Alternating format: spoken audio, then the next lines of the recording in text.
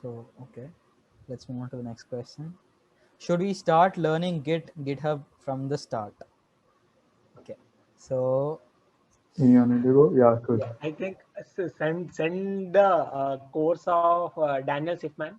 It will be fun learning that, as well as like doing learning about Git and GitHub. Let us not speak a lot about Git and GitHub. Like it's just a version control system which will be helpful to you. You just watch that video. That will be much more helpful than we speaking about it. It might be boring, but Daniel Sifman won't bore you at all.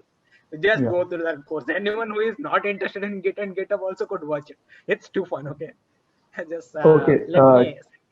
Clarifying to everyone who is new, GitHub is not specifically a programming language or anything. It is a way, a procedure with which you can manage your code very easily. And in the beginning, you might think that, okay, it's just some way to manage code and it's not coding. Why should I learn that?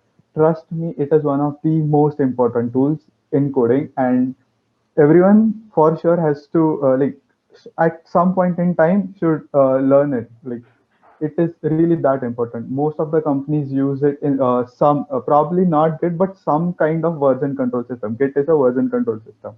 so So what exactly yeah, meant by version control system is, if you don't know, suppose okay, suppose you wrote some code, okay, you wrote some 10 pages or something, and you have done a mistake.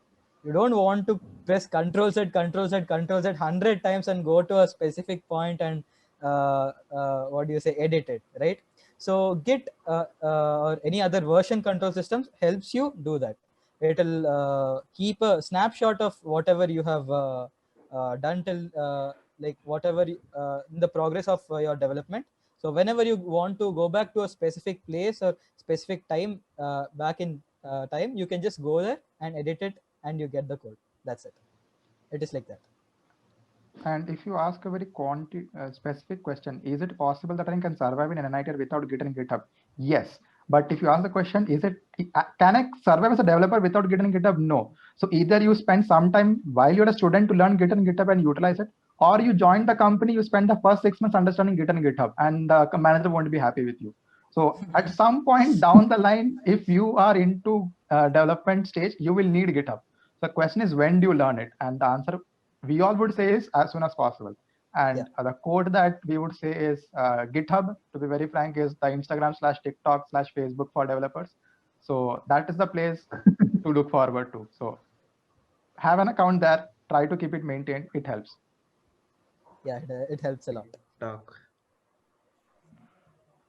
Yeah.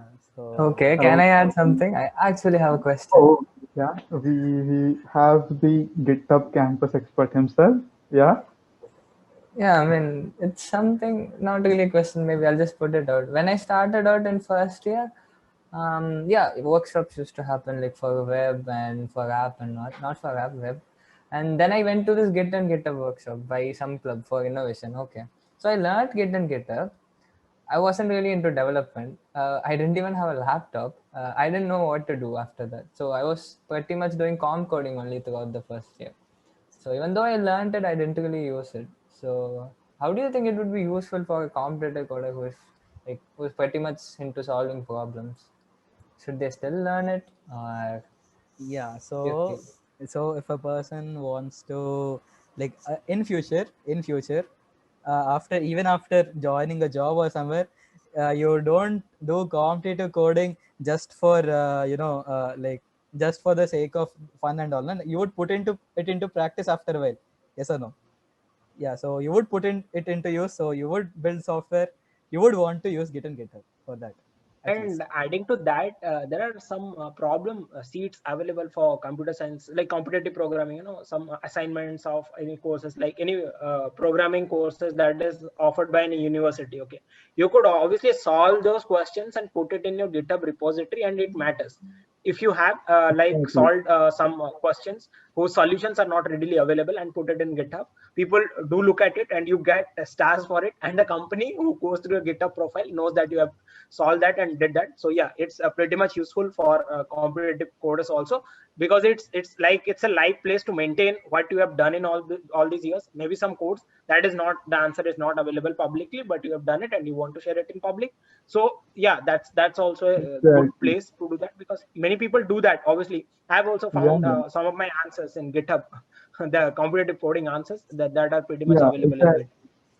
GitHub. Like basically the idea behind GitHub is few people can come together and code on one particular thing, and that might not be applicable for a competitive coder or something, but you surely can go ahead and put all your answers there. Probably some other student who is finding it difficult to solve that particular answer can find your answer and get his thing done. So that is one thing. And again, as Deva said, like companies go through GitHub well, and if you regularly maintain all your answers over there, company will get a like brief that okay, you have been into this and you have been regular and disciplined with it. So that would help in that way.